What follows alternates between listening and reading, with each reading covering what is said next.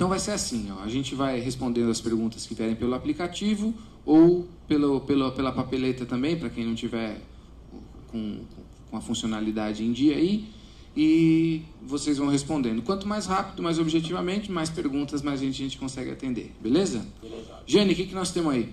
Vamos lá, para o Rodrigo, uma pergunta da Patrícia, da Atitude Positiva, outra do Fábio, da BNI, e tem mais uma pergunta aqui do Ícaro, da Equipe Soluções. Primeiro, qual que é a sua formação?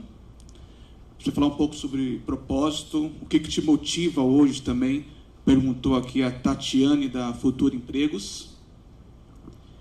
E como foi sua experiência no Vale do Silício? Rapaz, é para responder todas de uma vez só? Mais uma palestra aqui. Não, brincadeira.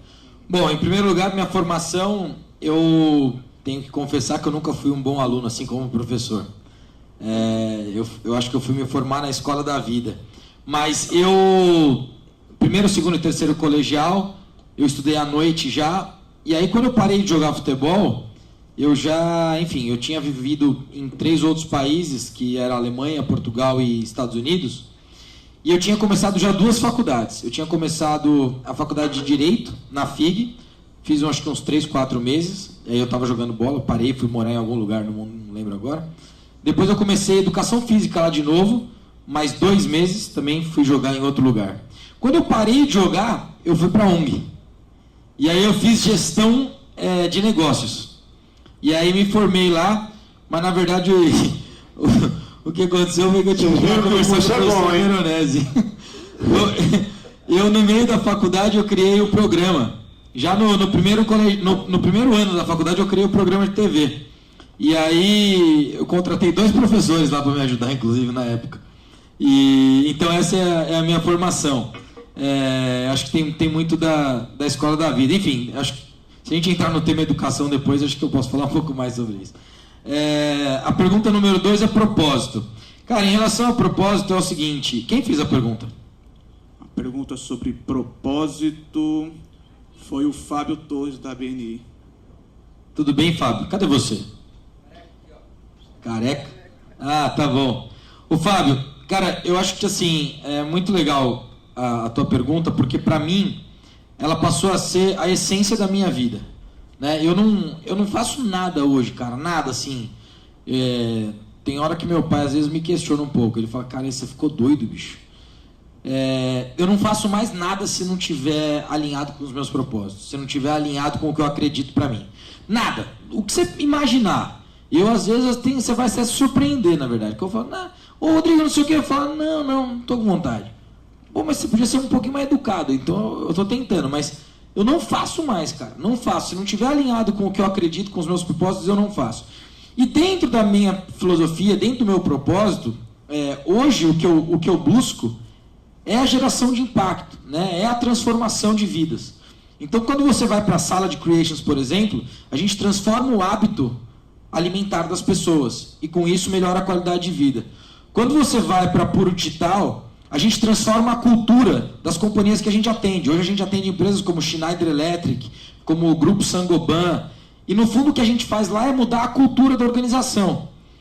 E quando você vai para a Unifox, é o que eu tenho batido na tecla pra caramba e tomo um pouco de porrada.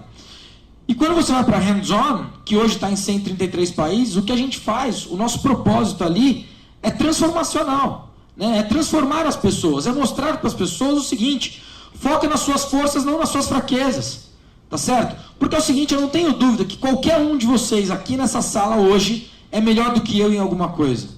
Qualquer um de nós somos melhor do que o professor Veronese em alguma coisa. Qualquer um de nós somos melhor do que o Fábio em alguma coisa. Assim como eu sou melhor do que qualquer um de vocês em alguma outra coisa. E essa força é o que você tem que pegar para ir de encontro ao seu propósito. E o que eu acho que eu fiz, assim, a descoberta mais importante da minha vida, eu acho que foi perceber o seguinte, entender quais são as minhas forças. E aí onde eu não sou forte, eu vou buscar alguém para complementar essa força. Eu vou buscar alguém com outra força para complementar a minha força e buscar um único objetivo. Então, assim, a gente precisa ter gente que acredita na mesma coisa, com habilidades e com talentos complementares. E é exatamente isso que eu faço hoje.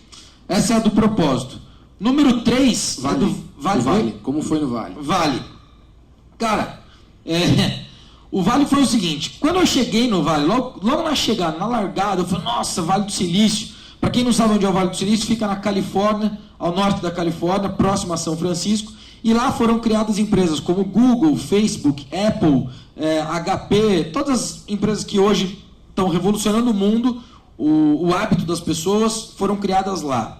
E no fundo, o que tem de mais no Vale do Silício? Essas 3 palavrinhas, que na verdade é uma definição que eu criei, né? Que é a simplicidade, colaboração e conexão. Só que no começo, eu vi um monte de moleque lá, professor, tudo falando que ia mudar o mundo. Não, vou mudar o mundo, vou mudar o mundo, vou mudar o mundo.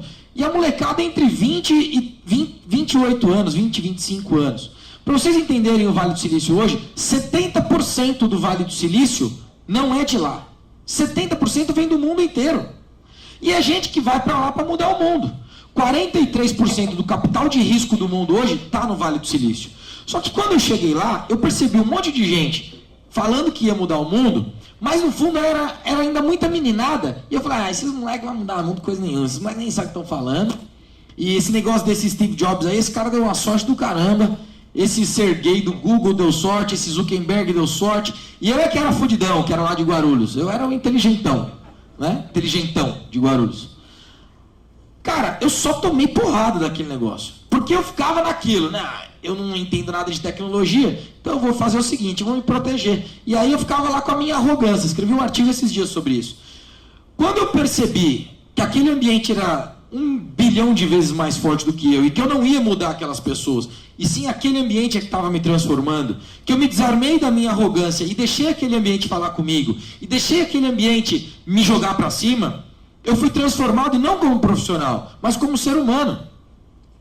No fundo, eu fiz uma chave de mudança no meu modelo mental, que na verdade eu criei até uma frase para isso, que é: legado é mais importante que dinheiro. O professor Veronese falou aqui de dinheiro e legado. Ele não falou legado, mas é isso que ele quis dizer.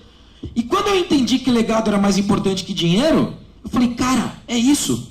Eu vou viver esse meu legado. E eu já tinha a Hands-On naquela época como uma web TV. E foi aí que a gente transformou a Hands-On num negócio de tecnologia que eu não entendia nada. Só que o que eu fiz? Lembra da frase, foca nas suas forças, não nas suas fraquezas? Eu sabia fazer evento. Eu comecei a ir em muitos eventos, competições de startup lá no Vale do Silício. Quando eu chegava nas competições, professor, eu via lá a competição, o empreendedor tinha 4 minutos para fazer a apresentação dele. E tinha 2 minutos de perguntas e respostas. Eu falei, cara, esses nerds não sabem nem falar. 4 minutos para eles é muita coisa. Eu vou fazer um evento meu e vou fazer ao contrário. Eu vou dar 2 minutos para eles falarem e vou fazer 4 minutos de perguntas e respostas. É muito mais fácil o cara responder a pergunta do que ele ficar lá se apresentando. O que eu fiz? Criei um formato 90 segundos de perguntas de apresentação, 4 minutos de perguntas e respostas. Só que eu fiz uma outra coisa. Qual era a minha força? Pô, eu tinha 10 anos de televisão aqui no Brasil. A minha força era contar histórias, criar uma boa história. Então eu pegava aqueles caras de tecnologia que entendia pra caramba de produto e eu deixava a história dele melhor. Então o que eu fiz? Um dia antes da apresentação desses caras, eu chamava todo mundo para uma sala e ajudava os caras a contar a história. Geralmente, quando eles tinham essa mentoria, a mentoria não era na história. A mentoria era no produto. E eu não entendia nada. Gente, tem cara tão inteligente lá que ele começa a falar e eu falo, pelo amor de Deus, não precisa explicar. Não estou entendendo o que você está falando. Vamos só fazer a história aqui. A história eu vou te ajudar. E os caras que é meio burro igual eu, queria falar do produto. Não esquece o produto. Vai para a história. E eu, fui na história. Só que o que começou a acontecer? Aqueles caras perceberam que eu estava gerando valor para eles. Eu, com a minha força, comecei a entregar valor para aqueles caras que eu achava muito inteligente, que eu nunca ia conseguir ser inteligente igual a eles. Só que a minha inteligência era inteligência emocional. Eu comecei a transferir valor para eles, eles falaram, opa, vou transferir valor para você também. E aí eles começaram a me ensinar sobre tecnologia. E aí, na verdade, eu já conheci o Fernando há mais de 1 ano, o Fernando veio ser sócio da Hands-On, o nosso CTO, que é o cara de tecnologia, que é o cara que cuida da tecnologia, é engenheiro de performance do Netflix, trouxe esse cara para trabalhar comigo junto, e nós criamos lá esse evento. Na época a gente chamou de Pitch It. Quando eu criei, professor, antes de criar, eu cheguei para uns caras da Europa e falei assim, eu quero fazer a maior competição de startup do mundo. Os caras olharam para mim e falaram, quanto você já fez? Eu falei, não, nenhuma. Eu falei, você é doido, bicho. Nem fez nenhuma, quer criar a maior do mundo?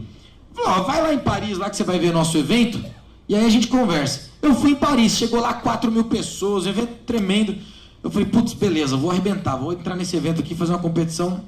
Aí, no ano seguinte, em janeiro, os caras, não sei o que, vamos lá, vamos fazer. Bom, eu fiz o primeiro em março, só que nesse novo formato. Colocamos 400 pessoas, DJ, cerveja, vinho, não sei o que, arrebentamos. Aí, saiu do palco, o cara falou assim, e agora, o que você vai fazer? Quando é o próximo? Falei, mês que vem. O cara esperando que eu ia falar, tipo, o próximo semestre, né? Mês que vem. Fui lá e, pumba, fizemos outro. Os caras vieram de Paris, rapaz, vamos fazer esse negócio da Europa lá. Porque eles olharam e falaram, esse cara é meio doido, esse brasileiro. Ele vai fazer sozinho se a gente não fizer. Me levaram para fazer. O ano passado a gente fez 4 países, a final foi em Paris, meus pais foram, tinha 2.500 pessoas me assistindo, com a ministra de desenvolvimento da França. A ministra estava lá, professor, eu entrei com a camisa do Brasil. Ela olhou e falou, nossa, mas você é brasileiro? Eu falei, sou brasileiro. Como é que um brasileiro vem aqui e faz esse evento todo? Eu falei, porque os franceses são meio borocochô. E aí, rapaz, eu fiz lá, fizemos um evento. Aí, esse ano, a gente já está fazendo a maior competição de startup da Europa, que são 7 países, e depois a final em Paris, e todos os ganhadores vão comigo passar uma semana no Vale do Silício. Enfim, feito por um guarulhense. Esses dias o Fábio falou, por um brasileiro? Eu falei, por um brasileiro? Ele falou, não, por um guarulhense, não é um brasileiro não. Então, assim, eu acho que o o Vale do Silício fez comigo, a maior lição legado é mais importante que dinheiro. Quando você vira a sua chave mental para viver aquilo que você acredita, focar nas suas forças, cara, você consegue resultados incríveis. Eu estava falando hoje, a gente foi almoçar com o Iannone. O Iannone é investidor na Hands-On. E aí foi o Mafra e eu almoçar com o Iannone, e ele falou, mas como é que é? A gente tem funcionário em Paris, a gente tem funcionário na Vale do Silício, tem funcionário em Porto Alegre, tem funcionário... Como é que é lidar com esses caras? Eu falei, Iannone, é muito mais fácil do que lidar com seus funcionários que estão aqui dentro do hotel. Porque todos esses caras acreditam no que nós estamos fazendo, e todos esses caras são protagonistas do que nós estamos fazendo. Então, se tem uma dica que eu quero que você leve hoje deixa as pessoas serem protagonistas daquilo que elas fazem. Nós temos hoje 7 pessoas na Hands-On, todas são sócias. Todas são shareholders, que a gente chama. Todas têm participação da empresa. Claro que aí você cria um formato para isso, elas vão se vestindo de participação durante 4 anos. Mas as pessoas são protagonistas. Quando as pessoas se tornam protagonistas de algo que elas acreditam, o resultado não sou eu mais o Fernando mais fulano. É vezes, assim. Então é 1 vezes 2 vezes 5 vezes 10. É uma coisa absurda. Hoje o resultado que a gente tem realmente é exponencial. E eu estou muito surpreso com tudo que a gente está fazendo. Mas, de novo, eu não acho que é sorte, não. Eu queria chamar a atenção ao ponto que ele disse aqui, que é muito importante quando você estabelece um empreendimento, que é a competência das pessoas que você busca e que você contrata. Ele falou que cada um aqui é mais competente em alguma coisa do que o outro, de alguma maneira. E isso é outro segredo do sucesso. Você tem que contratar gente mais competente do que você para cada área para atuar. Porque se for para ser igual ou pior do que você, fique você mesmo. Então, tem que ter um chefe de TI melhor do que você tem que ter um professor de química melhor do que você tem que ter um gestor melhor do que você, e aí você se cerca de gente competente. Porque tem gente que tem medo de sombra, contrata incompetentes, fica com medo da sombra e acaba ficando sozinho. Quem contrata time B vai ter time C, né? Pois é isso aí. Então, é uma coisa que tem que ser muito, muito levada em conta. Não ter medo de contratar gente mais competente do que você na área que atua.